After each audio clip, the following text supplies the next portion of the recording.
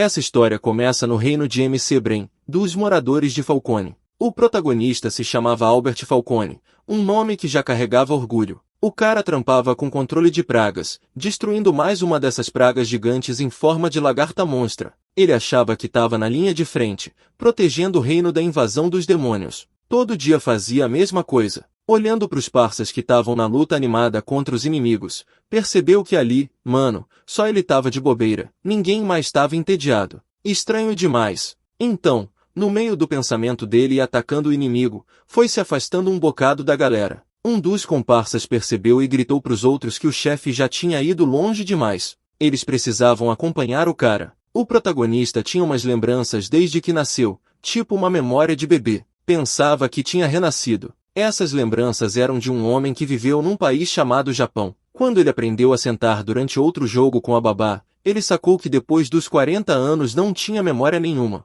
Aparentemente, o cara original dele morreu por volta dessa idade. MC olhou para babá e assumiu que tinha renascido numa família aristocrata. Não era sorte? A família dele era a dinastia militar mais braba na fronteira. Então, com 5 anos, já começou a ser treinado nas paradas militares. Na primeira sessão de treino, fugiu de uma praga enorme que parecia um inseto voador. O chefe dos servos da família, chamado Hobbes, gritou para ele não virar as costas pro inimigo, ou ia morrer na certa. E também falou que ele tinha que fortalecer o corpo rápido. Nesse mundo, os aristocratas tinham outro nome, feiticeiros. Eles tinham magia que resistia aos demônios. Essa magia era chamada mana, que permitia manipular a energia da vida. Um frangote que não conseguisse proteger os moradores não tinha vez no reino. Quando o protagonista fez 10 anos, foi mandado para a primeira batalha de verdade, atacando um monstro bicho gigante e entrando em luta com ele. Pensou em como o mundo era doente, usando tudo que tinha aprendido. Se ligou no monstro, achando que tinha acabado com o inimigo, mas não conseguiu se livrar da sensação de que já tinha estado nesse mundo antes. Depois de um tempo, rolou um agito na cidade. Todo mundo esperava o chefe da família Falcone, o pai do protagonista, o Barão Brian. De longe, dava para ouvir passos, e finalmente o pai chegou montado num monstro gigante domado. O cara tinha uma cara fechada, traços rígidos e um olhar cheio de determinação. A galera começou a cumprimentar ele alegremente. O chefe tinha voltado, mas Brian levantou a mão e pediu silêncio. Falou que estava numa expedição, fez uma pausa e gritou mais alto, pedindo que os moradores gritassem mais alto e animassem ele mais, chamando eles de lixo maldito. A galera gritou ainda mais alto, levantando as mãos e dando aquele salve. Brian estava curtindo o encontro. O protagonista olhou pro pai e pensou que ele era só um monte de músculo. O cara era bruto mesmo. Depois de um tempo, chamou o filho e falou que o herdeiro ia entrar na academia.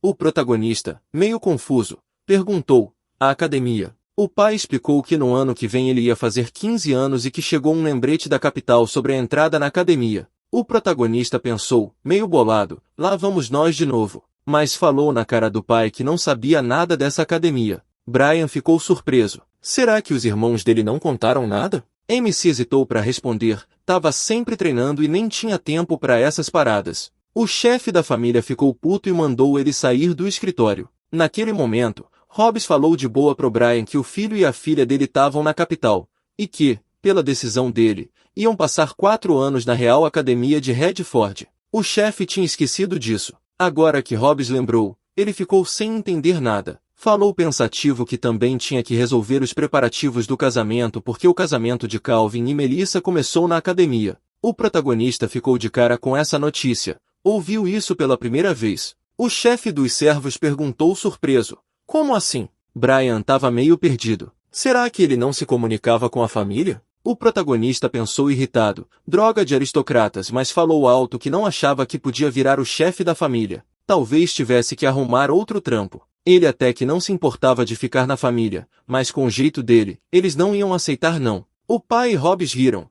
E o chefe dos servos falou: que conversa é essa? Desde moleque ele luta contra demônios. Todo mundo dizia que ele era com certeza o herdeiro do chefe. Brian falou que eles iam ver ainda. O protagonista olhou para eles e pensou que aquilo não era nada engraçado. Depois de sair do escritório do pai, foi andando e lembrando que já tinha ouvido falar dessa academia antes. Percebeu que era numa vida passada, tipo um jogo de RPG, mas não lembrava de mais nada. Achava que tinha jogado só uma vez, então não tinha muita memória. No final da história, Parecia que tinha uma guerra grandona contra os demônios. Se rolasse isso, a galera das famílias aristocratas ia para a linha de frente. Se fosse guerra, ia rolar muita baixaria na família dele. Imaginou a família se despedindo do Calvin. Que tristeza ia ser. Pensou que não era muito bom nisso. Primeiro que o nome do jogo era o mesmo, ou talvez era o mundo do jogo mesmo. O protagonista ficou totalmente confuso com as ideias e decidiu que se fosse para a academia ia tentar descobrir. Finalmente chegou o dia da partida do protagonista para a academia. Hobbes, que era grudado no filho mais novo do chefe, chorou e pediu para ele se cuidar. Quando se acostumasse, tinha que visitar eles com certeza. O pai falou seco, desejando que ele ficasse por lá. A irmã falou tristona que quando ele fosse embora quase não ia sobrar juízo na família. O protagonista falou para ela não ser tão pessimista assim. De repente, o vento soprou e o protagonista foi levantado no ar. Ele virou para a irmã e perguntou o que estava rolando. Melissa respondeu que ele já não era nada fofo mais. Na hora chegou Clara, a baronesa da família, e deu um puxão de orelha na garota para não zoar o irmão daquele jeito. A mãe estendeu os braços para ele e falou que podia ser a última vez que se viam. Queria dar um beijo no filho, mas ele achou desnecessário e começou a se soltar dos braços dela. Nesse momento a mãe deu uma joelhada no plexo solar dele, soltou o abraço, e o protagonista caiu no chão. Clara chamou ele de frangote com irritação e falou irônica que essa era a força da família caso rolasse uma treta. Na opinião dela, ele ia melhorar muito na capital. Hobbes defendeu o favorito, falou que o jovem ainda precisava de treino. Amy se xingou e pensou que era por isso que ele odiava esse lugar, mas teve que pedir desculpa em voz alta pela Amy toda. Depois de um tempo, MC saiu da fazenda e foi para a academia da capital. Colin, um escritor e estudante, dirigia a carruagem. Viu o protagonista meio down, riu e falou que a família dele só dava vergonha. O protagonista respondeu meio resmungando que não tinha nada para rir, que a mãe nem economizou na hora do chute. Se ele não tivesse fortalecido o corpo, tava lascado por dentro. São só músculo e nada de cérebro, falou. Colin disse que a mãe dele provavelmente ia ficar solitária, porque ele era uma pessoa da hora. Depois suspirou e falou que também ia sentir falta. O protagonista falou que ele duvidava, já que ele também era um cara massa na família. Continuou que sair de casa não era ruim, mas estava preocupado se ia dar tudo certo com os aristocratas da capital. Colin comentou que ele estava na moral porque podia lutar contra demônios com uma magia braba. MC falou que nem curtia lutar contra eles, de qualquer jeito. Pensou que por mais que falasse, ninguém ia entender. Até o Colin, que não lutava na linha de frente, estava na boa. Pediu pro cara dar uma carona até a capital e ele respondeu que podia contar com ele. A viagem ia durar 20 dias, mas depois de 5 dias na estrada, o plano acelerou. Foram atacados por demônios e o protagonista teve que lutar. Essas tretas foram ficando cada vez mais frequentes conforme avançavam, e o protagonista percebeu que quanto mais longe das terras do sul, mais fracos os demônios ficavam. A carruagem parava cada vez menos tempo, e num dia ele percebeu que tinha treinado demais. Pararam para descansar e de repente ouviram os barulhos. Colin ficou em alerta e perguntou o que poderia ser. O protagonista respondeu que eram sons de armas. O cara escutou e falou que não parecia coisa de demônio. O protagonista sugeriu que podiam ser bandidos. Ele tinha ouvido dizer que eles podiam aparecer no caminho para a cidade. O Colin gritou dizendo que se eles atacassem alguém, era porque essa pessoa precisava de ajuda. O protagonista deu um gole d'água. Já estava achando que a viagem ia rolar de boa, sem perrengue, mas ele estava sentindo um bad vibe no ar. O Colin pegou a espada e falou que ele tinha que se mexer mais rápido, que não era hora de ficar pensando demais. Os aliados correram na direção do barulho e deram de cara com a cena. Os bandidos cercavam uma carruagem toda chique. Os cavaleiros da guarda se levantaram para proteger e um deles deu a ordem para a galera não quebrar a formação e proteger a senhora Silnes com cuidado. O protagonista falou que aquilo era, sem dúvidas, uma carruagem com carga valiosa e guarda forte. Ele colocou a mão no rosto, balançou a cabeça e falou, que viagem! Depois de tudo isso, podia ter sido escondido, né? O Colin rebateu que agora não era hora de soltar ideia sem ter certeza. O protagonista analisou a situação e falou que os movimentos dos bandidos eram afiados, tipo quem manja. Será que são magos? Difícil, mas com certeza tem uns que conseguem deixar o corpo mais forte. Do lado da guarda tinha cavaleiros e guerreiros que cuidavam da ordem, mas eram menos. Podiam ser fortes, mas normalmente eles enfrentam inimigos que não usam magia. Claro que dá para superar essa diferença de força, mas os bandidos também deviam ter um esquema armado. O protagonista partiu para ajudar e mandou o Colin manter a cabeça baixa. Tinha coisa estranha ali, que ele se vire com os bandidos, depois volta e prepara a carruagem. Todo mundo ficou bolado com a chegada do protagonista. Quando o Colin apareceu, um dos bandidos gritou que tinha outro aparecido e que não podiam deixar ele escapar. O cara se livrou dos bandidos que atacaram ele sem dificuldade. Os outros ficaram meio perdidos, sem entender o que rolava. O Colin virou para eles e perguntou: "Agora é a vez de vocês." Naquele momento, o protagonista caiu de cima e, meio em tom de ironia, pediu desculpa e falou que ia acabar com aquilo rapidão. Pulando de cima, ele usou um projétil mágico que destruiu os inimigos, arrancando os membros deles. Essa magia de projétil era baseada no conhecimento do mundo antigo. Mana comprimida jogada na velocidade da luz. Essa era a magia original do protagonista. Ele olhou em volta no campo de batalha e falou que aquilo não era nada perto da floresta gigante. Enquanto isso, um dos cavaleiros contou pro chefe que Bill e Miar estavam mortos,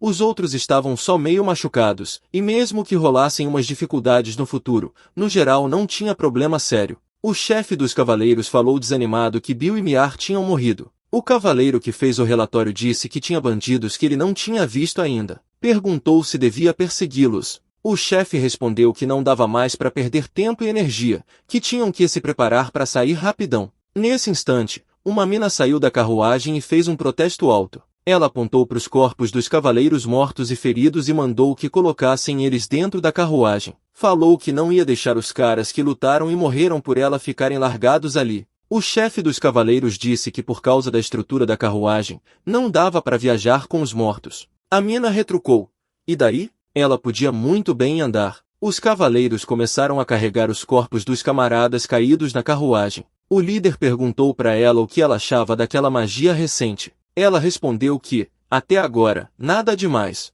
Sentiu o fluxo de mana, mas nada além disso. A menina examinou os corpos e percebeu que a magia era forte. Provavelmente era magia contra monstros, criada por magos da fronteira. O cavaleiro ficou pensando quem poderia ser. Só podia dizer uma coisa com certeza: não era cachorro de nobreza nenhuma. A Sil falou que não queria pensar nisso agora. Ela ouviu eles falando de algum truque. Parecia que nem eles queriam participar disso, mas mesmo assim, salvaram eles. E se ela encontrar eles de novo, com certeza vai agradecer na moral. A menina pensou: será que dá para deixar os nobres fazerem o que quiserem assim? Não só esses dois, vários guerreiros morreram por ela, e ela nem pode parar para pensar nisso. Enquanto isso, a carruagem com o protagonista seguiu viagem. O Colin perguntou se ele tinha certeza da decisão, porque ainda tinham bandidos soltos. O protagonista, lendo um livro, respondeu que não podia colocar eles no mesmo nível da família dele. Poucos conseguem ficar de boa quando arrancam os membros na sua frente.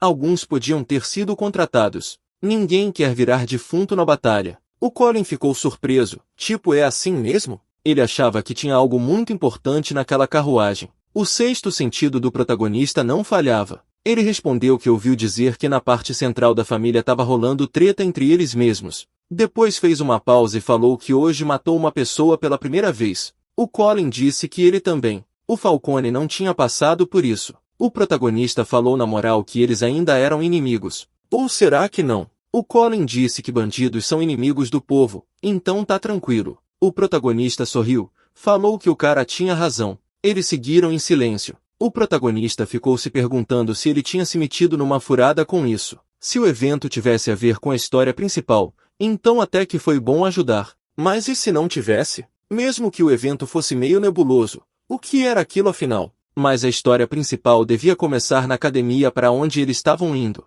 Ele não conseguia parar de pensar nisso tudo. Finalmente, se afastou dos pensamentos e olhando para fora falou que já tinham saído da floresta. A tragédia de Saint-Esselus. Ela estava indo pro vilarejo para tratar um ferimento e devia morrer durante o ataque dos bandidos. Isso era contado no monólogo da missão pequena. A história principal nem tinha começado, mas estava começando devagar. O Colin perguntou pro protagonista se ele estava viajando de novo nos pensamentos. O protagonista irritado falou para ele largar ele em paz e seguir em silêncio. O protagonista cochilou e sonhou com a infância dele porque já estava fadado a lutar desde que nasceu. Toda a família pressionava ele. Todo mundo tentava ensinar alguma coisa. A mãe dele sempre chamava para estudar junto. A irmã que tinha vindo da academia chegou e falou que agora era irmã dele e que era muito legal conhecer ele. O pai sempre parava o trabalho para chamar para brincar. Todos os jogos e atividades com ele tinham uma só intenção: ensinar. A Clara deu uma adaga para o moleque e ensinou que ele não podia deixar a adaga ficar presa no corpo porque um osso podia atrapalhar e aí ele não ia conseguir dar o golpe e acabaria no chão.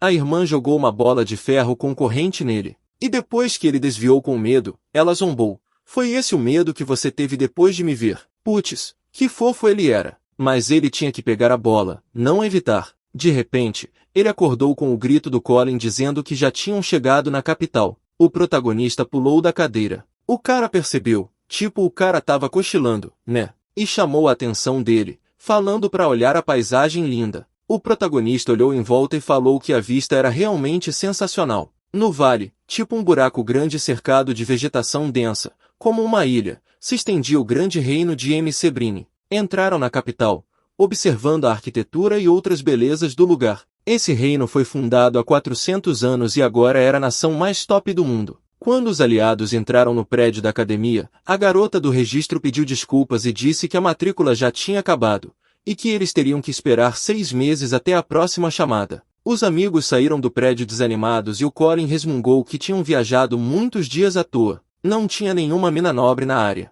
Para desespero dele, teve que deixar o protagonista ali. O protagonista agradeceu o camarada de coração por tudo. Na despedida, o cara falou que, falando da capital, ele não podia esquecer dos princípios da família, não ser teimoso, agir rápido e estar sempre pronto para a luta. O protagonista resmungou que, como sempre, eles faziam ele ficar na defensiva, mas prometeu que não ia esquecer. O Colin foi embora. O protagonista olhou em volta e pensou no que fazer agora. Não podia fazer nada, então era isso, tava sem ação. Naquele momento, rolou um bagulho que ele não entendeu direito. Uma onda meio doida surgiu do lado dele, que não mexeu só com ele, mas também com a galera ao redor. Ele se sentou e sentiu um troço meio ruim, tipo uma fumaça preta, mas não, parecia a mana que ele estava sentindo. O protagonista olhou em volta e percebeu que tinha uma rua deserta na frente dele. Se tu olhar com atenção, dá para sacar para onde essa fumaça levava, ou seja, tinha uma origem.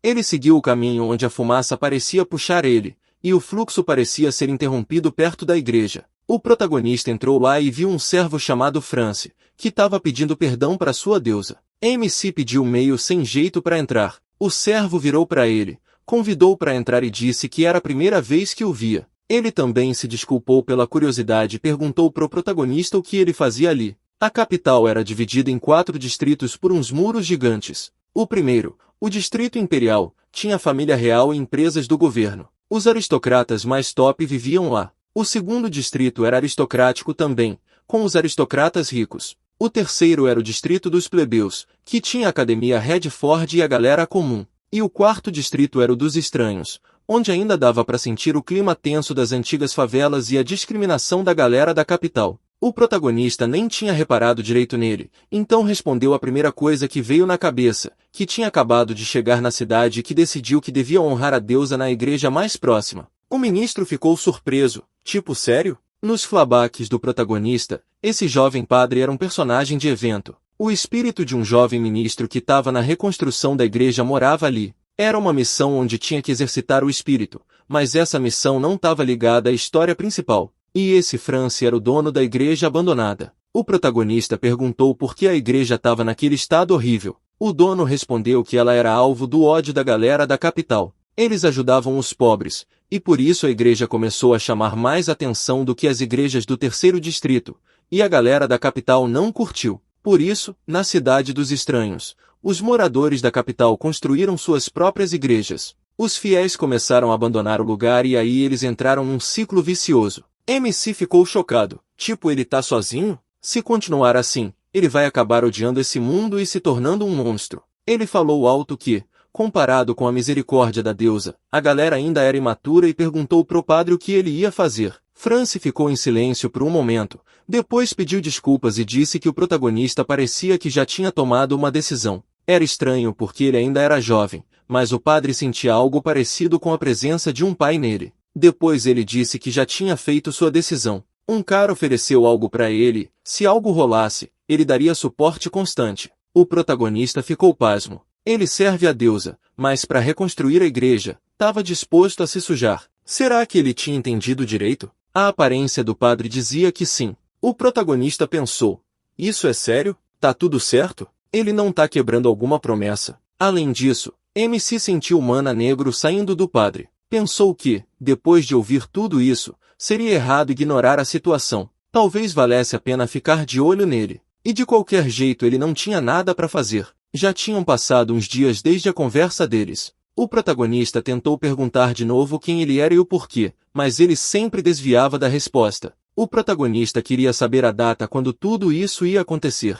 Mas, por mais que tentasse observar, os dias do padre eram sempre iguais. Ele só saía da igreja para regar as plantas. O mundo do distrito aristocrático era completamente diferente, mas até a galera de alto escalão podia ser meio doida. MC ficou na dúvida se existia gente assim nos outros distritos. Naquele momento, alguém chamou o ministro desejando bom dia. Fran se virou, viu uma garota e também cumprimentou Mary. O protagonista percebeu que essa garota aparecia todo dia para vê-lo. Ou será que ela vinha especialmente para a igreja? Não, provavelmente ela vinha mesmo era pro padre. Mary perguntou pro mentor se ele tinha emagrecido de novo e disse que se ele não comesse, ia acabar saindo dali. Fran se recusou na boa, dizendo que não ia sair e que, se saísse, não ia mais conseguir vê-la. A garota falou indignado o nome dele. O protagonista viu que rolava uma simpatia mútua clara entre os dois, ficou sem jeito e pensou: que esse cara tá fazendo? Dias depois, Franci pediu desculpas para Mary dizendo que tinha compromisso e que não iam poder ficar juntos.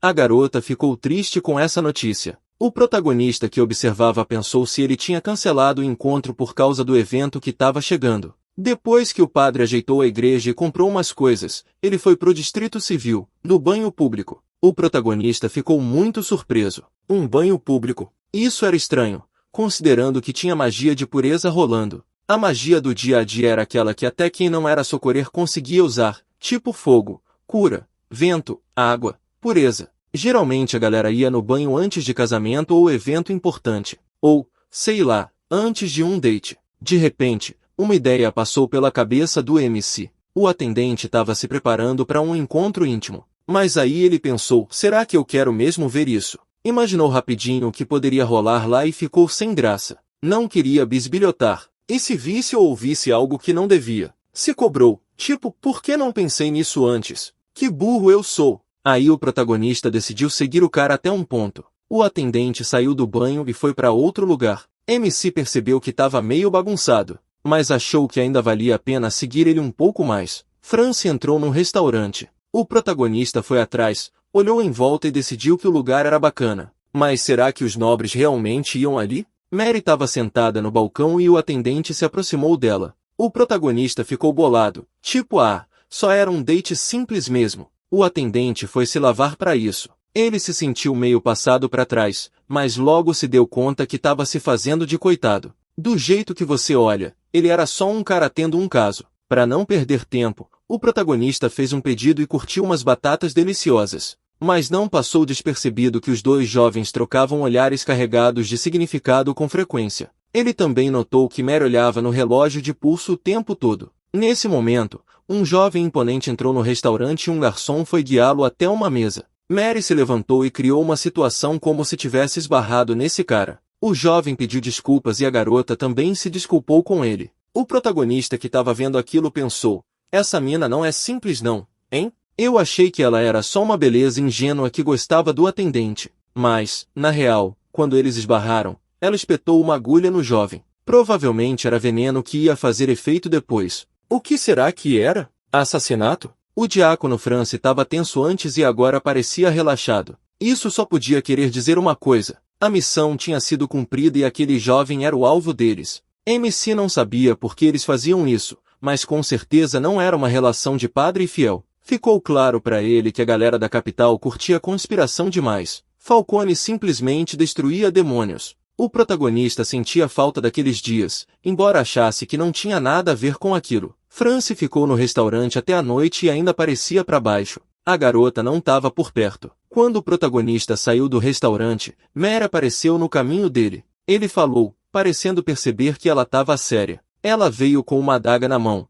mas MC desviou na boa e segurou a mão dela. Falou devagar, apertou a mão dela, torceu e deu uma joelhada nela. Mary gritou de dor louca. O protagonista agarrou a cabeça dela com um movimento rápido, a forçou a ir pro chão e bateu a cabeça dela no chão. Se levantando, ele perguntou: "É só isso? Esse é o plano todo da emboscada?" Olhou para Mary e falou: "O que ela queria? Bem, o que se pode fazer?" Era preciso terminar o serviço. O protagonista estava quase desferindo um golpe final quando França apareceu. Ele viu Mary caída e gritou: Que ele tá fazendo?" O servo correu até a garota, a abraçou e falou o nome dela. O protagonista respondeu pro França que ele tava nem aí se eles tinham decidido bancar os assassinos, mas como mexeram com ele, não ia deixar barato. E olhando bem pro criado todo abalado, ele falou que dessa vez não ia matar o cara. França gritou de medo que ele era um bruxo. Mana é mó diferente. Não tem fim, tipo que foi engolido pela escuridão. O MC ficou pensando porque nem percebeu que tava o tempo todo segurando o mana dele.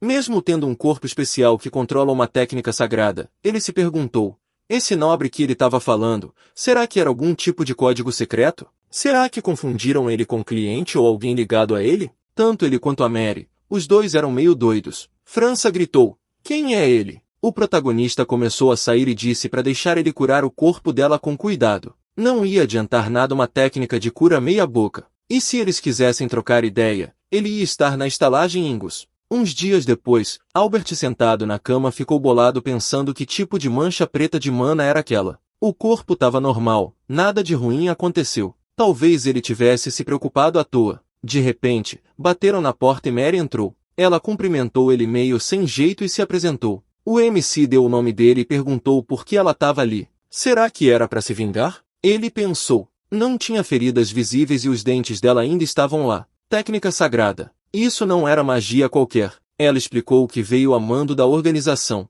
Não sabia o que ele achava, mas o Sr. França não queria papo. Eles eram só contratados de uma organização que estava dominando a capital. França, que era a fachada da organização, estava esgotado por causa da queda da igreja. Ele tinha seu estilo próprio e quando tinha vários pedidos ainda podia escolher, mas agora que não tinha esse luxo, tinha seus próprios pepinos. O MC comentou que ele era meio louco, mas de um jeito bom. Gente comum não ia entender ele. Ele tem seus problemas. E daí? Mary continuou dizendo que recebeu uma ordem para marcar uma reunião com França. Parece que, por causa dos eventos recentes, as organizações ficaram interessadas nele. Ela não sabe se conseguem trabalhar junto com ele. O protagonista pensou: claro, isso tá virando um espírito maligno. Sentimentos negativos podem entrar em contato com Mana e causar a transformação num espírito do mal. Considerando o passado do França, não era surpresa. A organização também não ia agir feito doida. Se ele virasse espírito maligno,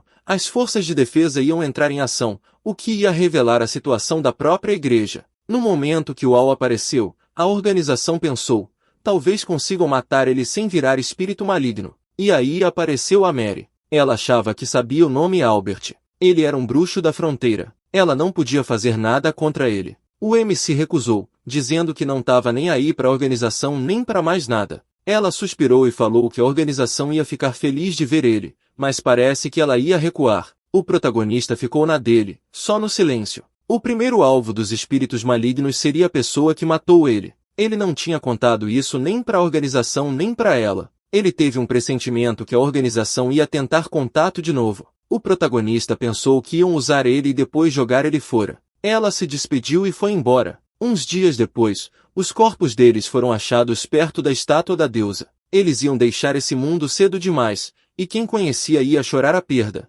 2 meses se passaram desde o rolê com os amigos e a Mary. Começaram a rolar uns boatos sobre a aparição de 2 espíritos numa igreja abandonada. Sem ligar para isso, a comissão de admissão da academia abriu. Albert fez todas as paradas e foi aceito. MC, já na academia, observando a galera, pensou que nesses últimos dias tinha ficado de olho em gente tanto do bairro nobre quanto do bairro popular. A diferença de força era grande demais. Mas se essa era a força toda da nobreza, então os demônios podiam ser um perigo sério para eles. No fim das contas, a humanidade ia ter que encarar os demônios numa guerra. Ele queria minimizar o risco dessa treta para não rolar baixaria desnecessária. Simplificando, esse mundo aí é tipo um jogo. Mesmo sem prova, é verdade. E se for isso, então esse salão é o evento de abertura do jogo. Chamando a atenção na recepção, o protagonista e seus rivais começaram uma briga que marcou o começo do jogo. Vários dias se passaram desde a recepção e nada rolou.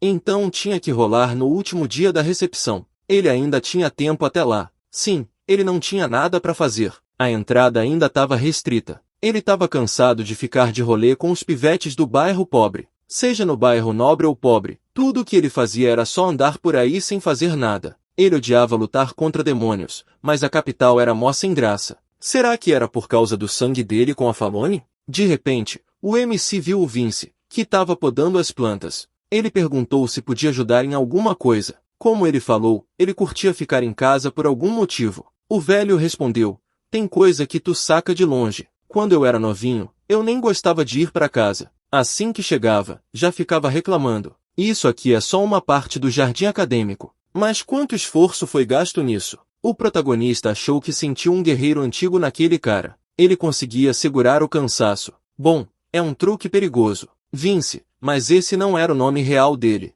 Ele é um demônio. Voltou e ganhou poder. Na real, ele tem mais de 200 anos. É um cara levando uma vida estranha e também é um personagem de evento. De repente, a Hada apareceu e gritou que ele ia ficar sob proteção dos humanos. Vince explicou que talvez ele não gostasse de quem começou a guerra, mas segundo o acordo com os humanos, esse lugar era deles e ele não ia sair daqui. Ela gritou furiosa. Que acordo? Ficar abanando o rabo na frente dos humanos e puxa saquear? Essa é a vida que um demônio quer. O velho respondeu. Garotas como ela não sabem de nada. Quem acabou com o estilo de vida deles foram os demônios do próprio território que começaram a guerra. Já faz mó tempão que ele virou refugiado. Foram oprimidos pelos humanos e tiveram que fugir. Mudaram nome, país, e só os nobres desse país concordaram em guardar segredo. Algumas famílias não curtem essa situação, mas sem a proteção dos humanos, os mestres nem teriam nascido. Se ele acabar sendo ingrato, azar o deles. Eles não existem junto com humanos.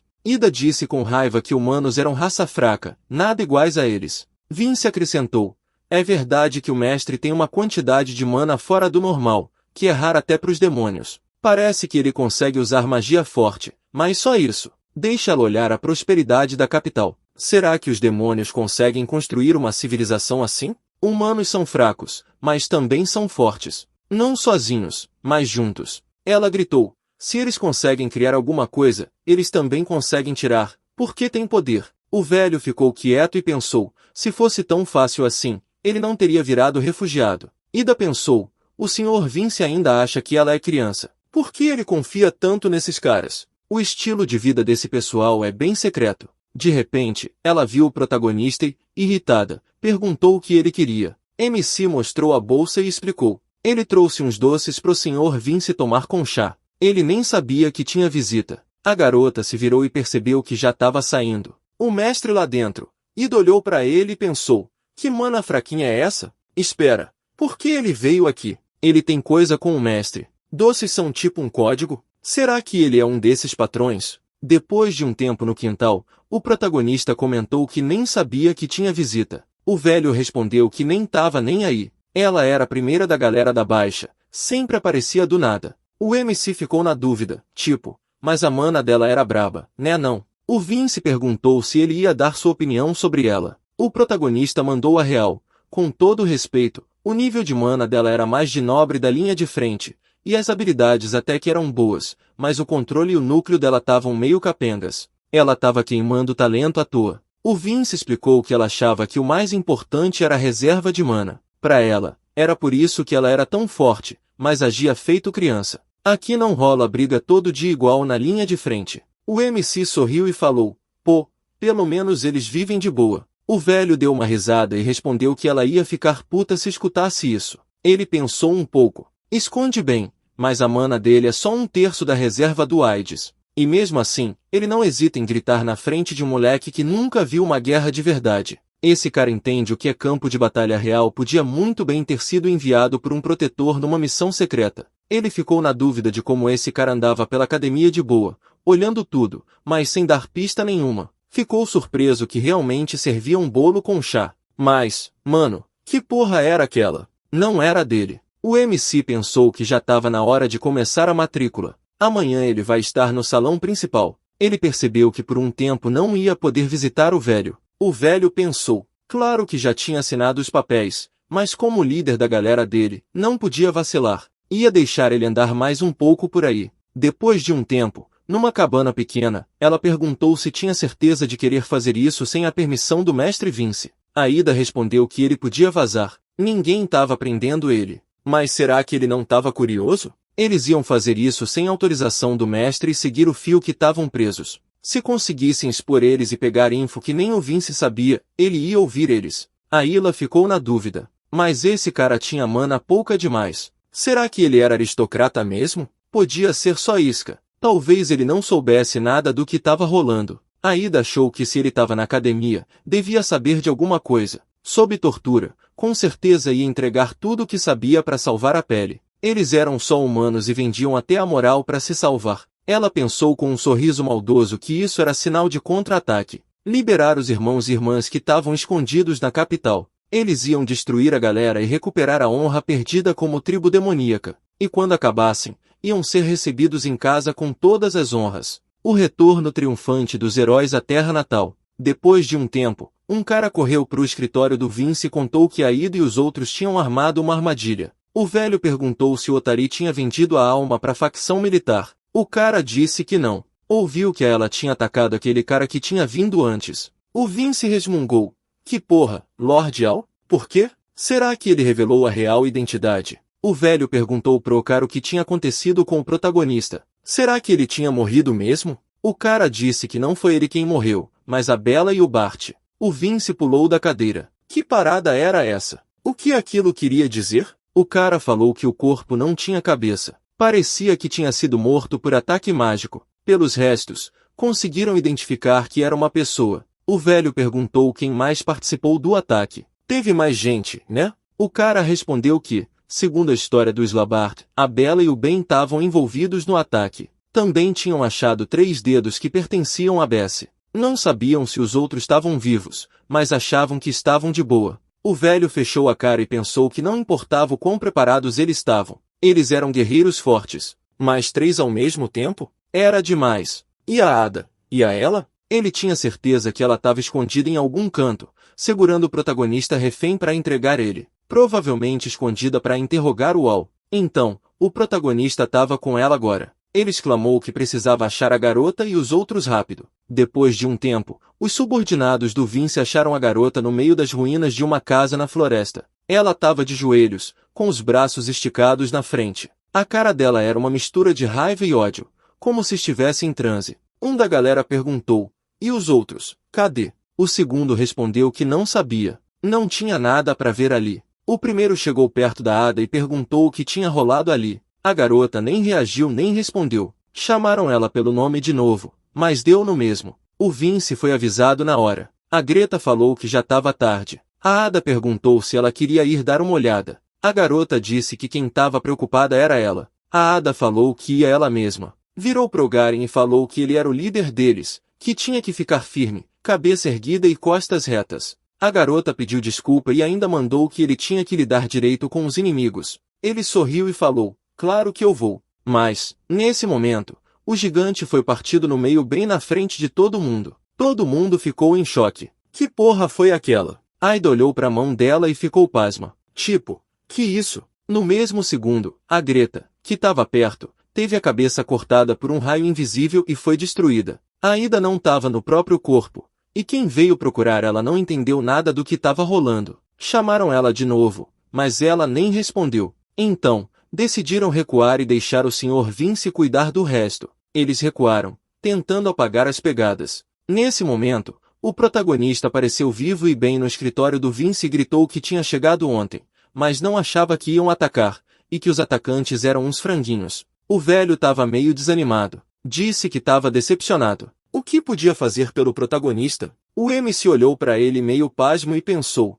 será que ele sacou o que o protagonista tá falando agora? Ele fica limpando a bagunça daquela idiota da Ida. Será que ela sobreviveu? Parece que o talento podre dela tá dando resultado. Ele sentou na frente do Vince, que falou que essa garota é burra mesmo, sem dúvida, e estava pronto para se ajoelhar. O MC protestou. Não precisava disso. Se alguém quisesse machucar alguém, ia esperar uma reação, né? Não dá só para falar desculpa. O velho olhou culpado e perguntou, será que ele mataria essa criança se tivesse que fazer isso? O protagonista respondeu que já era tarde demais. Se ele não quisesse que ela morresse, teria que dar uma lição nela. Vince achou que o protagonista estava falando o que um guerreiro de verdade diria, mas a Aide tinha sido dopada quando voltou e ainda não acordou. Mesmo que conseguissem acordar ela, o coração dele ia quebrar. As cabeças do Bart e da Belly tinham sido arrancadas. A Grade e o Gary nem corpo tinham sobrado, e o Ben estava só com uns dedos. Se perdesse a Aide também, ia pirar.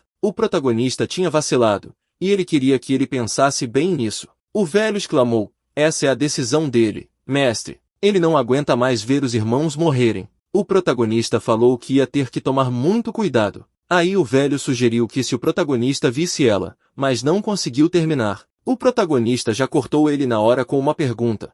Será que ele ia ver ela? O Vince respondeu, sim, senhor. Jura que o MC nunca vai ver o 80 de novo? O protagonista riu e falou que achava que esse juramento podia ser confiável depois que ele deixou aqueles idiotas fazerem essa merda. Ele ia ter que se vingar se fosse preciso, e dessa vez não ia poupar o velho. Ia acabar com isso de uma vez por todas. O Vince achou que o Albert era ingênuo. O velho pensou que tinha dado liberdade pra molecada. Mas depois de tantos anos de paz e sossego, eles ficaram acomodados demais. Ele mesmo foi quem matou eles com as próprias mãos. Pegou a cabeça e começou a pedir perdão para todo mundo. Se sentia um líder burro. Todos os seguidores foram até ele para dar força. O protagonista pensou na harmonia das facções da tribo demoníaca. As tribos demoníacas que viviam junto com humanos. Segundo a história, eles estão divididos por dentro por causa do surgimento de uma facção guerreira. O líder e os outros velhos não conseguiam segurar a molecada. Eles não sabiam escolher entre a raça humana e a demoníaca. Tavam na deles, contentes com o que tinham. Depois do sucesso do herói, a vida do líder foi tirada pelo próprio grupo numa treta aberta entre as facções. Até o fim, ele queria viver de boa, em paz com os humanos. Mas essa treta aí vai ser um divisor de águas pra galera da reconciliação. Enquanto isso, perto das ruínas na floresta onde a Aida tava, a Vera e a Yol estavam de pé. A mina esticou a mão e falou que o rastro de mana tava fraco demais. Mas, mano, eles acharam mana na mesma quantidade que nas últimas investidas contra uns criminosos que estão rolando nos últimos meses. Só que o jeito que tentaram esconder o rastro era diferente do de antes, o que quer dizer que tem um terceiro lado na jogada. O Yoel falou que a parada tá ficando complicada. A mina falou que ele devia levar isso só como referência. Os parceiros dela disseram que, mesmo com as ordens lá de cima, ele devia se desculpar por ter incomodado ela. A Vera respondeu que ainda estava em missão. Uma organização criminosa que tem a proteção da nobreza não é coisa que ela possa se meter de qualquer jeito. A missão dela é só resolver o lance do empréstimo mesmo. Naquele momento, a mina percebeu que estava começando a ficar nervosa. Algo estava fazendo um barulhão e destruindo o invisível. Ela sentiu isso. Nesse meio tempo, o protagonista estava na academia de magia Radford. Ela abriu quando o primeiro rei disse que os aristocratas deviam receber educação. A academia tem uma história de 100 anos vermelhos, com moral. Tinha tanta gente lá que parecia personagem de evento ou até guerreiro. Aí, o dia dele chegou. O protagonista sentiu que alguém estava de olho nele, mas não conseguia sacar de onde. Por que ele? Quem seria? Naquele instante, um fragmento brilhante apareceu. Ele olhou e pensou que não tinha erro. Eram os protagonistas Dario e Cecília entrando na academia. O protagonista sentiu uma presença esmagadora e uma mana branca que envolvia o salão todo. Ninguém sentiu nada? Na hora, o Dario chamou a senhora Ariel, que respondeu animada falando o nome dele como saudação. O MC percebeu que aquilo era definitivamente um protagonista. O jovem falou pra mina que ele e a Vera tinham acabado de falar sobre como poderiam encontrar ela ali. A Vera confirmou o que o parceiro falou e cumprimentou a mina com respeito. A Ariel ficou feliz em ver ela. O Albert lembrou que esses três eram tipo amigos de infância. Dependendo do desenrolar da trama, o protagonista teria que virar o par do protagonista. O Dario perguntou pra Cecília se estava formal demais. A mina respondeu que era capital real, né, mano? A Ariel falou que estava séria como sempre. O cara concordou e parabenizou Ariel pelo noivado. Ele ficou bolado quando descobriu. Queria saber quem era o escolhido dela. A Vera chamou ele pelo nome num tom de alerta. Ariel não sabia como contar que o noivo dela, Adam MC Bride, estava chegando. Ele gritou com voz firme pro Dario sair da frente da noiva dele. O Adam estava desafiando esse maluco sem educação para um duelo. Todo mundo ficou mudo e começou a cochichar. Adu. Só tinham visto essas paradas em peças de teatro e livros de história. A Ariel chamou o nome dele bravo, e a galera cochichou de novo sobre o príncipe Adam, filho de um barão. Ele era o terceiro príncipe e estava desafiando o cara para duelo. O Adam se virou para a noiva e falou que o Dério tinha sido desrespeitoso. O jovem protestou que nem tentou ser desrespeitoso. Adam cortou ele. E o que é isso? Se não grosseria? E ainda como ele tem coragem de chamar a dama pelo primeiro nome? Eu, como noivo dela, nem dei essa permissão. O protagonista pensou com alegria. Olha aí, essa é a mana da família real, simplesmente incrível. A Cesi falou pro amigo que era melhor ele pedir desculpa. O Dério pediu desculpa pro cara. Ele tinha chamado a mina pelo primeiro nome meio de bobeira, porque a família Dunstable cuidou dele desde pequeno. Eles eram colados desde criança. Ele se desculpou de novo por não ter se segurado. Foi sofrido para Ariel ver isso. O protagonista entendeu que nesse país só os que têm título e seus cônjuges são chamados de aristocratas. Filho ou filha tá ligado ao status, e falando sério, não são aristocratas de verdade. No meio acadêmico, status não conta. Mas quando é membro da família real, aí é outra fita. O Adam disse pro Dério que aceitava a desculpa e cancelava o duelo, mas que não teria uma segunda chance. Chamou a noiva para seguir ele e saíram. O Dério se virou para Cecília e sussurrou agradecimentos. Ele tinha sido salvo. A galera que estava ali começou a cochichar de novo. Seria a filha do Viscão Orcot? Cecília, exatamente. E ele era o filho do barão Dério Assa. Uau, que estava observando, pensou que era isso mesmo. Ele tinha renascido nesse mundo de jogo. Mas será que não era muito poder? Os dois, Dério e Cecília, podiam mudar o mundo, né? A mana deles era maior que a de todo mundo. Ele estava ficando preocupado com a guerra à toa. Nesse momento, alguém perguntou se ele não era o Albert Falcone. O protagonista se virou e viu-o, a Vera e a Lau. Eles continuaram, falando que foi bom ele ter se mostrado. Albert perguntou o que eles queriam. O Io respondeu que queriam trocar uma ideia com ele e o convidaram para ir junto. Eles taparam os olhos dele por segurança e o levaram. Depois de um tempo, tiraram a venda e ele pensou, cadê eu? Eles tinham deixado ele vendado, passeado pela academia e colocado numa carruagem. Será que ele estava na academia mesmo? O Iol se virou para ele e pediu desculpas pela grosseria. Apresentou ele pro protagonista e os amigos. Eles são chamados de sombras da família real. Não falam os nomes das famílias. Ele é ligado à família e os aliados são seus servos. O protagonista reconheceu. Era uma organização que servia à família real. A mãe dele tinha falado deles. Ele respondeu alto que sabia da situação deles e perguntou o que queriam dele. A Vera pediu que ele respondesse as perguntas com a maior honestidade e falou que, como já tinha dito, sentia até a menor oscilação na mana dele e reconheceria uma mentira na hora. Albert garantiu que ia ser sincero. A mina sentiu ele e pensou, será que ele reage? Por que a mana dele não oscila numa situação dessas? Ela não entendeu o que ele estava pensando. Ele manteve a barreira protetora e pensou que essa mina atrás dele não era qualquer uma. Era complicado com ela. Nesse instante, o Vitor, chefe da organização, entrou no escritório. Sentou em frente ao protagonista, sugeriu conversar direto com ele e perguntou se ele era inimigo do Adam ou de toda a família real. Albert falou que nem pensava nessas paradas.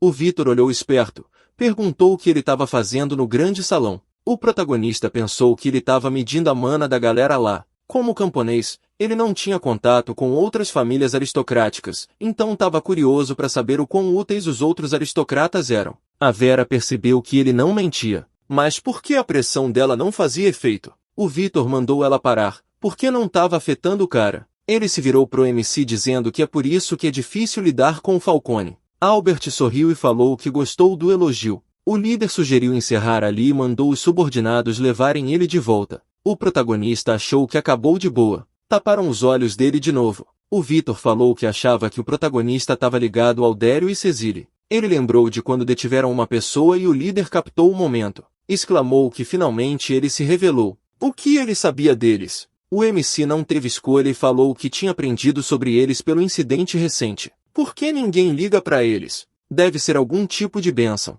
O Vitor perguntou de novo se ele viu alguma coisa. Mandou o Iroel chamar o bispo e contatar a Vera. A mina usou a energia dela. O Vitor se agachou na frente do protagonista mentiroso e sugeriu conversar mais diretamente, ou melhor, sobre a criança divina de Drácula. Há 1000 anos atrás, uma irmã santa teve uma visão da deusa. 2 heróis da luz viriam da fronteira. Junto com o povo, trariam milhares de anos de prosperidade para esse país. Junto com demônios, trariam centenas de anos de azar. De qualquer jeito, humanos e demônios iam brigar. Os dois formariam uma harmonia que duraria 1000 anos. A notícia chegou rapidão nas famílias aristocráticas, mas muita gente levou na zoeira. Só que a aparição dos dois está preocupando geral. Os padres decidiram tudo assim que souberam da proteção divina. O protagonista pensou, os protagonistas são tão importantes assim? E se perguntou em voz alta, muita gente sabe disso. O Vitor respondeu que não, é o segredo mais importante. Pouca gente sabe, até na família real.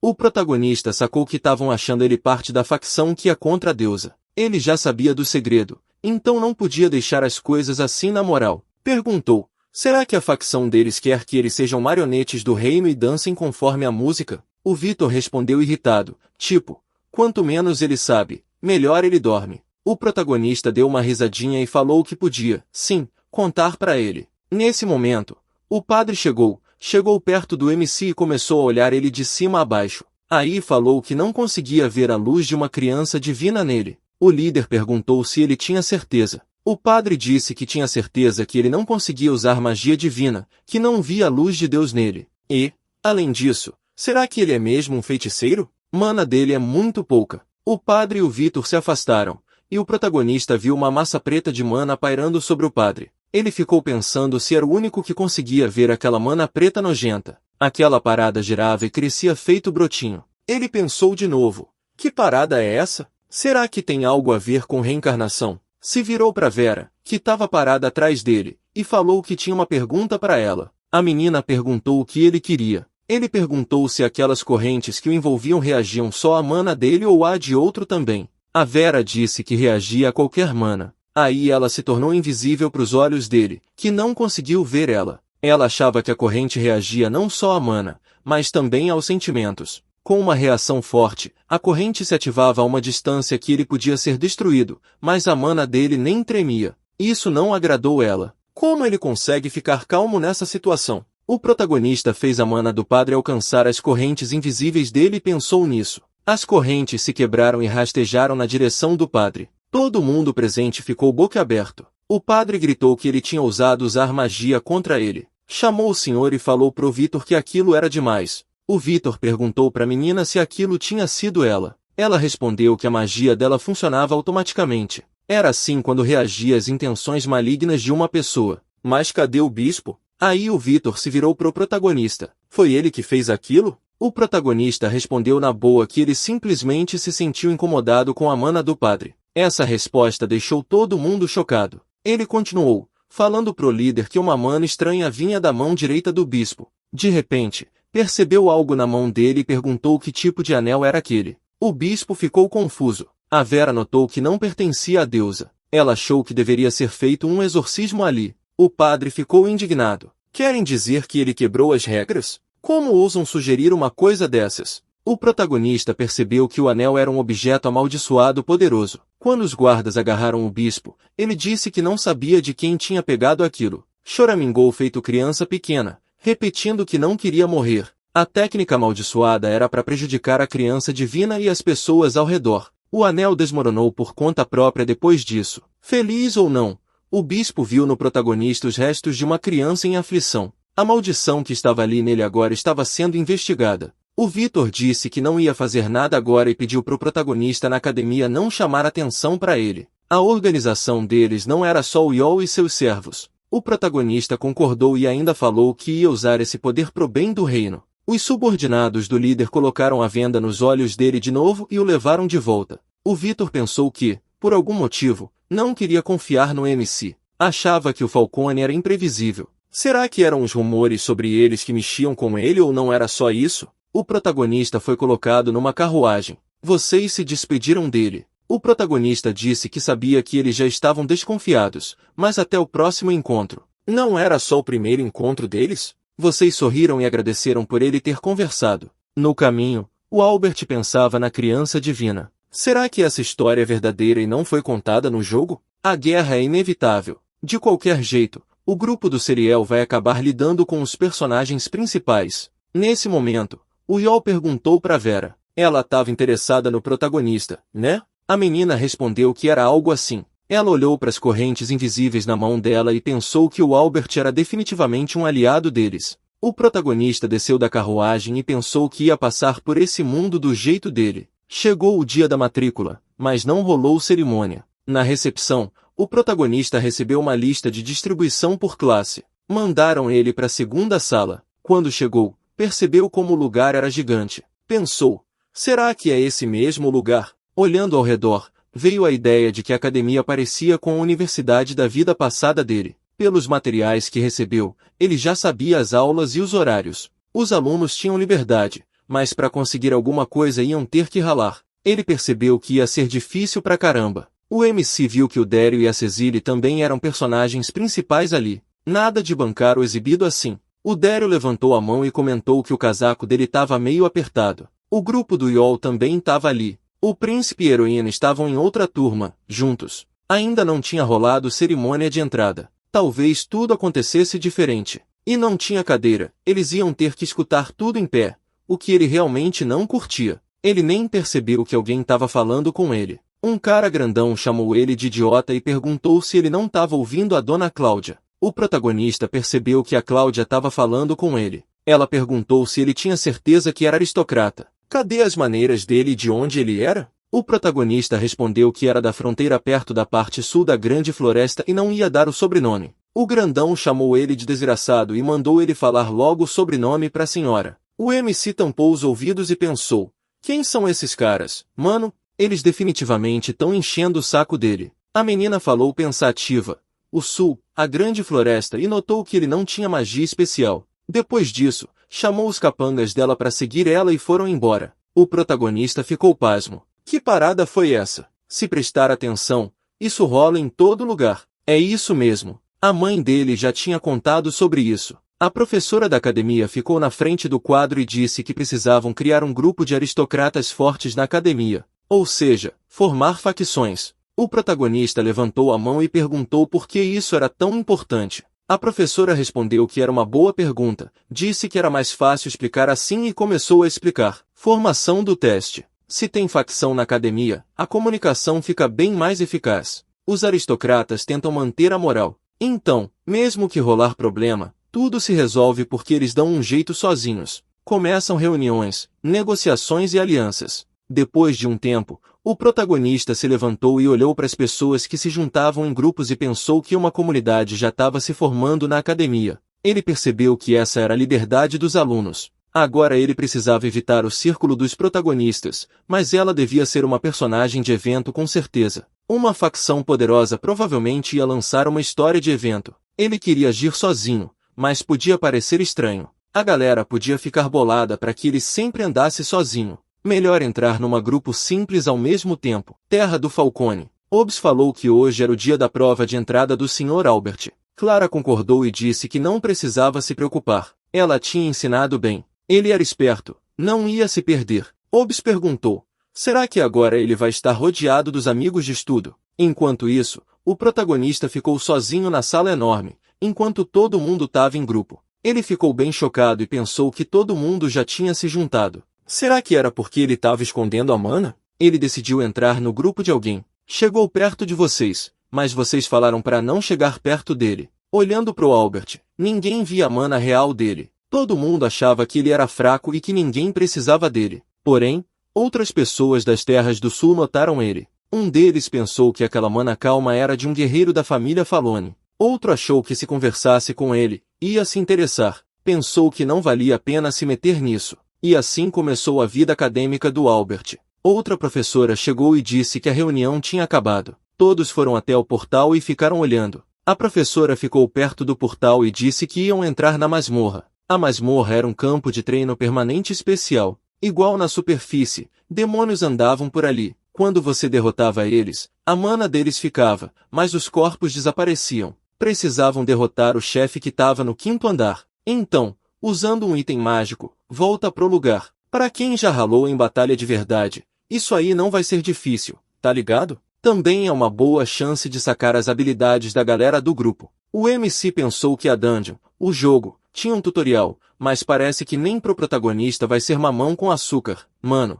ele foi até o portal e o professor perguntou, ele é um sem grupo? Ele respondeu certinho. O professor achou que ninguém ia querer pegar ele, sacou? Tirou uma lista, Perguntou quem ele era e ele respondeu que podia ir sozinho, na moral. O protagonista ficou tipo, que tipo de professor é esse, véi? Aí perguntaram pra Yol, será que o Albert vai se virar bem mesmo? Cesale e Dério estavam juntos lá, trocando ideia. Ela falou que achava melhor eles se juntarem no grupo, mas Yel chegou junto e falou pra ela ficar de boa. Seu nome é tipo uma regra, mano, tem que respeitar. Ele é da família Falcone. Ela mandou na lata, Guerreiro Falcone. Ele respondeu que, entre os magos, não tem ninguém que não conheça a família Falcone, e nem sempre de um jeito legal. O básico do reforço corporal mágico tá na mão de muita gente, mas o Albert esconde o mana dele. O poder real dele é brabo. Essa família estranha que segura os monstros na Floresta Grande e ultrapassa o que a gente acha normal. Cada família tem uma magia secreta, e dizem que o poder físico é a magia escondida da família Falcone. Só que o mana dele é meio sinistro. O motivo dele ter recusado o convite é porque ele não consegue se livrar dessa sensação ruim. Dério falou que agora fez sentido porque dele ter encarado ele daquele jeito. Também achou o mana dele estranho. Cesale concordou. Falou que o controle de mana deles parece natural. E Yel confia no poder deles e são gente fina, mesmo que os outros não vejam assim. Ele não quer ser chamado de idiota bonzinho, sacou? Aí falou que estava pensando. O trabalho deles é proteger esses dois. Propôs ir pro próximo andar enfrentar goblins. Perguntou, eles lutaram contra goblins no leste, né? Cesale disse que sim, os goblins e orcs são os principais inimigos lá no leste. Dério falou que prefere enfrentar eles do que ver os pais dele. No quarto andar, o protagonista lutou com goblins e derrotou eles fácil. Achou que eram fracos. Quando estava saindo, olhou para trás e disse que eles não iam aparecer de novo. Mas ficou com a sensação de que estava perdendo algo. Eram no máximo 7. E o estilo deles era ir em grupo na raça, tipo uns doidos. Quando tu saca isso, fica mais de boa. O nível de dificuldade ali era para quem tá começando. E não sentiu os professores por perto. E se rolar alguma treta? Só eles que vão responder por isso, mano. Aí ele ouviu barulho de luta. Sentiu que era algo familiar. Uma equipe estava lutando. Um deles gritou para proteger a senhora Cláudia a qualquer custo. Mas falar isso é fácil. Eles estavam com medo de um monstro gigante daquele. Perguntaram, que tipo de goblin é esse? Enquanto isso, os professores estavam sentados e trocando ideia. Um perguntou se já tinham visto esses caipiras que decidiram entrar na academia deles. Outro respondeu que achavam que eram iguais a eles, mas era nojento. O terceiro falou que esse ano escolheram o melhor momento. O quarto comentou que nem o general Goblin matava ninguém há um bom tempo. Um deles sugeriu apostar quantas pessoas iam morrer, e a galera curtiu a ideia. Enquanto isso, o time estava na frente do General Goblin. Um dos parceiros falou que estava desconfiado de algo, mas ela respondeu que era só um. Então ouviram um barulho estranho. Todo mundo olhou para cima e pensou, aqui a gente vai morrer. Um do time juntou coragem para atacar, mas o protagonista apareceu e parou ele. Respondeu, por que morrer aqui, mano? Todo mundo ficou pasmo e perguntou, de onde ele saiu? MC perguntou, qual a lógica deles se matarem assim? Ele chegou perto do Goblin e perguntou, eles não invadiram essas tais dungeons? A equipe ficou trocando ideia. Um falou que ele resolveu tentar conversar com o Goblin. Outro questionou se ele achava que o Goblin ia entender. O protagonista disse que ouviu que entre os não-humanos tem uns que têm consciência, e se tiver algo para falar, ele escuta. O Goblin respondeu que ia matar ele. Correu para atacar, balançou a espada e errou. O protagonista deu um soco na cara dele e conseguiu derrubar o bicho. Depois, ele colocou as mãos no bolso e pensou que fazia tempo que não lutava assim. Cláudia perguntou, que foi aquilo? O parceiro dela disse que não entendeu nada. Foram até o cara que levou o escudo. O protagonista perguntou se ele estava vivo. Disseram que ele levou uma pancada, mas vai sobreviver. Cláudia ficou atrás do Albert e disse que ele era do sul. Afinal, ele se virou para ela e falou que salvou eles. Pediu para Zan não espalhar nada sobre ele. Que eles nem tinham conhecido ele, não sabiam nada sobre o Goblin. Um do time começou a gritar com ele, chamou ele de burro e perguntou que cara é essa. Cláudia pediu para a galera se acalmar. Aí ela acrescentou que entendeu tudo, mas dessa vez, na boa, queria agradecer. Levantou a mão pro peito e se curvou, e o time todo fez o mesmo, menos um. O protagonista achou que ela parecia uma guerreira da fronteira também, e pela aparência não dava para dizer que ela era só mais uma. Aí o protagonista acenou para despedida. Ela levou a mão até a boca e ficou pensando que ele era do norte e a técnica corpo a corpo dele. Será que o MC tinha voltado? Ela foi interrompida nos pensamentos, coçou a cabeça e falou que esqueceu de perguntar. Ela estava com muito medo. Ele perguntou: isso rola direto nas dungeons? Ela se virou furiosa, e ele pensou: ela ficou assim tão surpresa? Ele completou que só não sabia muito das dungeons e da academia. Enquanto isso, ele estava no 5º andar, olhando para um monstro gigante. Ouviu que às vezes aparecem demônios mutantes nas dungeons, e a academia sabe quando isso rola. Não acharam estranho as palavras dos professores, e para passar no teste tem que fazer muitos pontos. Cláudia respondeu que a aristocracia da capital tem o costume de olhar meio de cima para a aristocracia da fronteira. Ela estava puta da vida, gritou que até na academia os professores os odiavam, só estavam brincando com a vida deles. Depois de um tempo, o protagonista saiu do portal e passou pela galera, que ficou chocada olhando para ele. Ele pensou que tinha ganho pontos, dessa vez tinha vencido os protagonistas. Aí todo mundo correu até ele perguntando como conseguiu passar naquela fase. Será que ele colou? Colar na academia era um absurdo. MC ficou surpreso. Olhando para a galera, pensou que eles tinham mana negro. Os outros professores não viam isso. Até aquele Goblin tinha algo parecido. Será que era sinal de quem era contra os protagonistas? Será que ele tinha ido longe demais? Precisava conferir se valia a pena. Continuaram a dar aula até a próxima pessoa sair. O teste passou de boa. Enquanto isso, no escritório, os professores estavam sentados e trocando ideia. Um perguntou: ninguém morreu? O demônio mutante não apareceu. Outro respondeu que confirmaram que ele estava lá. O terceiro perguntou: será que tinha alguém entre os candidatos que conseguiu derrotar ele? O quarto disse que não podia ser. Esses caipiras nunca iam deixar ele vencer. Aí um dos professores entrou na conversa. Responderam que não achavam isso, que estava tudo estranho. Outro perguntou se não tinha um cara de Asvel que lidou com os demônios da última vez. Outro gritou: pois é, pode até ser matuto, mas sabe lidar com o demônio.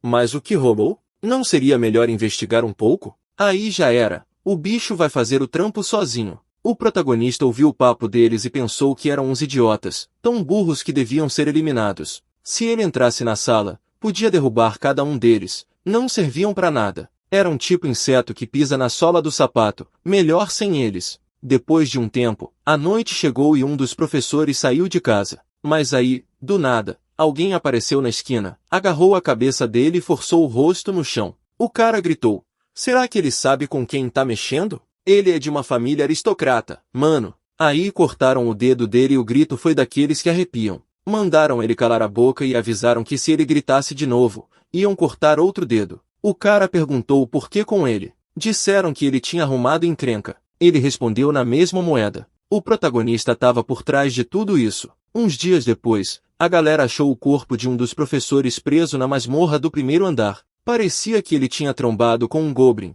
e que estava meio bêbado, coisa que ele tentava esconder, mas todo mundo sabia. A investigação da família foi aquela treta que ninguém queria. A morte foi dada como acidente. Uns dias depois, outro professor desapareceu. A família dele fez queixa. A investigação ficou tensa, e a família do professor pediu uma grana de indenização. Já estavam pensando até que um parente podia ter feito o crime. Morte e sumiço foram rolando um atrás do outro. Rumores sinistros começaram a correr pela academia. 2 professores estavam conversando, um todo amedrontado, perguntando o que tinha acontecido com os outros. O outro deu um soco na mesa e falou que era só coincidência. Mas a academia já estava até apostando quem seria o próximo. Outro professor ficou chocado e perguntou como podiam brincar com a vida dos outros assim. O protagonista estava no chão encostado na parede, pensando que aquilo não era um circo para idiota assistir, porque já estava tudo decidido, tá ligado? Os professores estavam falando entre si. Um deles disse que quem fazia as apostas era o chefe deles. O outro respondeu: o que a vida deles significa? Na hora, o MC apareceu e matou os dois. A aposta foi pro saco. Drogas ilegais estavam espalhadas ao redor deles. Tinha sinal de overdose, marcado por vestígios de uma briga. A investigação foi parada. Teve purga de facção, interferência nas sombras. Vários boatos rolavam, mas nenhum se confirmava. E o professor que chegou para substituir os outros acabou sendo um personagem de evento de uma missão gratuita. Ele só servia para cumprir as condições. Enquanto isso, no dormitório, o protagonista estava sentado na mesa, escrevendo algo e pensando que, afinal, o mana negro significava os inimigos do protagonista. Ele ia encarar aquilo como um sinal, porque ao tocar sentiu uma intenção maligna. O mesmo rolou com o Deacon, mas eles nem sabiam os nomes dos protagonistas. Talvez esse mundo fosse diferente do jogo. Aí a Vera bateu na porta dele, entrou e perguntou se ele podia ir com ela. Ele perguntou, tá rolando agito de novo? Vão me arrastar pro carro de novo? Ela respondeu, não, hoje é o dia do cabeleireiro da academia. Ele colocou a mão no bolso e seguiu ela, pensando que provavelmente iam trocar ideias sobre o incidente recente. Embora, pensando bem, tudo aquilo era muito suspeito. Afinal, ele apagou os vestígios do Mana. Não devia estar na mira. No pior dos casos, eles iam perdoar se ele contasse sobre o Mana Negro. Era tudo o hábito dele. Aí entraram no escritório e o protagonista ficou em pé, pensando que agora estava tudo estranho. Vera falou que trouxe o Albert. O Vitor respondeu, massa. Ele achou que estava na paz, como sempre. Daí, alguém sentado numa cadeira falou, é ela, Falcone. Ela virou, e ele percebeu que ela tinha uma expressão ousada, tipo nada humana, algo estranho, um monstro mesmo. A intuição dele dizia tudo aquilo. O Mana dele explodiu. Vera tentou amarrar ele com magia, mas o El foi mais rápido e bateu na nuca dele. O protagonista caiu no chão e falou que foi defesa própria.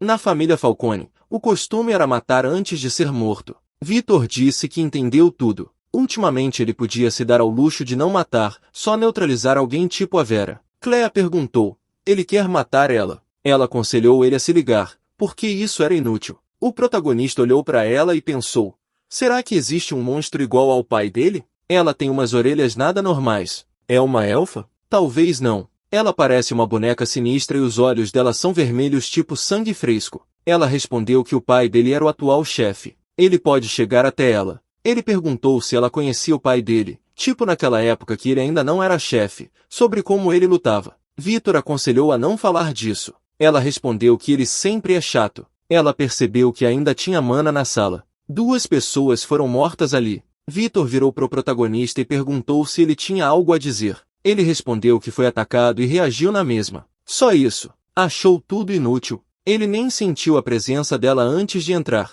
A diferença de força era grande demais. O que acontecesse com ele dependia do humor dela. Vitor disse que monstros da classe Destruição podiam aparecer nas masmorras e que ele não só salvou o grupo da Cláudia como também derrotou um deles. Ele acrescentou que podia garantir que ela não quebrou a promessa. Eles só deram uma olhada nas memórias dela com magia. Embora indiretamente ele tivesse motivos para vingança e sabia que a capital não era uma fronteira. Os métodos dele de resolver problemas não iam passar batido ali. Era isso. Eles tinham um plano para pegar eles, mas ele atrapalhou. Por quê? Ele respondeu que não gostava deles. Tavam emitindo Mana Negro. Embora aquele padre emitisse mais, Vitor perguntou, Mana Negra? Ele tá falando de algo que até a Vera não tinha percebido. Clea mandou o Vitor parar. Ele já tinha sacado, né? Que esse moleque era um apóstolo. Podiam só falar para a igreja que ele estava protegendo a criança divina. Não iam punir ele. O protagonista ficou ali pensando em apóstolo.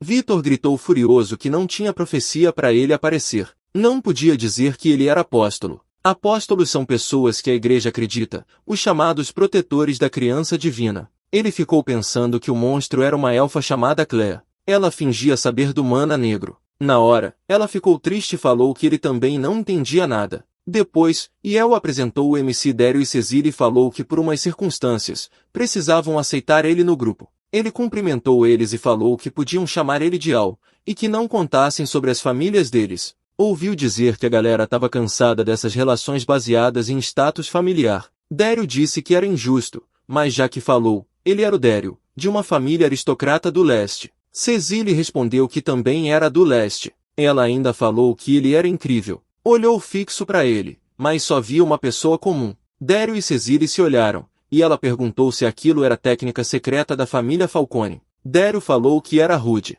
O MC riu e falou que tudo bem. Ele disse que não era técnica secreta. Era só que sem aquilo era difícil demais lutar na grande floresta. Para ser sincero, seria bom aprender magia de longo alcance, mas era coisa da família dele. Por que decidiu se desenvolver assim? Dério falou que tudo aquilo era meio estranho. Cecília deu um tapa na cabeça dele, falando que ele era mal educado. O protagonista deu um aceno de mão e começou a sair, dizendo que tinha os negócios para resolver, então ia deixar eles ali e que ficou feliz de conhecer. Dério acenou de volta, dizendo que também. Cecília falou que se ele tivesse tempo, queria que ele ensinasse a controlar mana. Vera caminhou atrás dele. Passaram pelo Vitor. O MC falou que, como ele tinha dito, deu para eles lembrarem disso. Aí Vitor disse que agora ele devia aparecer perto deles. Se acontecesse algo, se visse Mana Negro, tinha que avisar ele imediatamente. E também devia sempre andar com a Vera. Ele respondeu que entendeu tudo,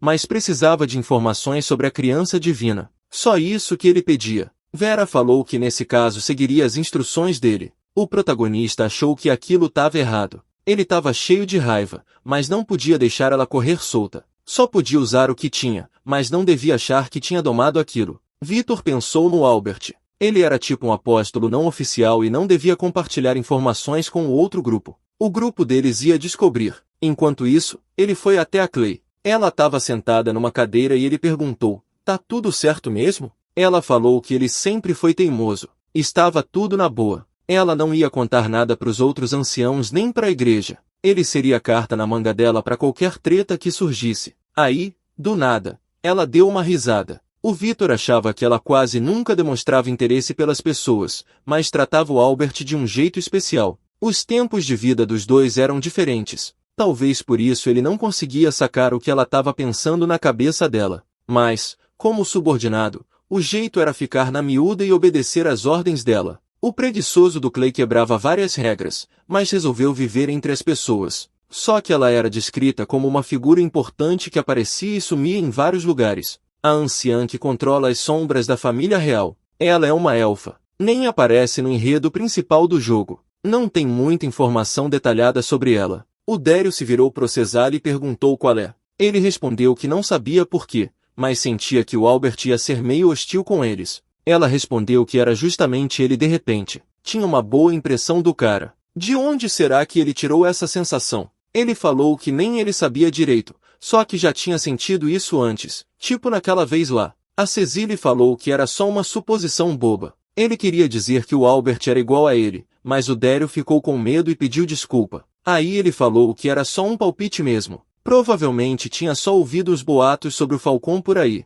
A Cecília perguntou, já que eles não estavam longe, se ele não queria trocar uma ideia com ele. Ele respondeu que nem conhecia direito o cara para poder julgar. A Cesare pensou que, tipo Dério, ela tinha um pressentimento desde criança, mesmo que não tão forte quanto o dele. Por outro lado, ela sentia que iam acabar indo junto com o Albert. Essa foi a primeira vez que ela ficou nessa dúvida. Ela não queria ficar adivinhando o futuro, mas o mau pressentimento do Dério quase nunca falhava. Mano,